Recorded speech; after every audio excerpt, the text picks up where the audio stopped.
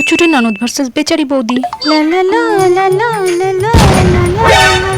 বৌদি সাইজা পাইরা কোথায় যাচ্ছ গো? ও পুটি, তুমি জানো না আজ তো জামাই ষষ্ঠী, তাই বাড়ি যাচ্ছি। বাপের বাড়ি যা আমার দাদার টাকাগুলা শুধু ধ্বংস করা, আমি থাকতে তো সেটা হইতে দিমু না। দাঁড়াও দাদা, কি করিস? এই তো তৈরি হচ্ছি, ষষ্ঠী করতে শ্বশুর বাড়ি যাবো, প্রথম ষষ্ঠী আমার। ও মা, তুই এত ঘামে গেছিস, দাঁড়া আমি তোর জন্য জল নিয়ে আসি, দাঁড়া। দাদা এই নে শরবত।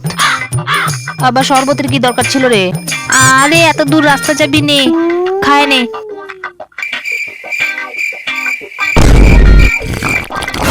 কি গো, তুমি এখনো তৈরি হওনি? এই চশমাটা পরলেই আমি এখন তৈরি। ঠিক আছে চলো।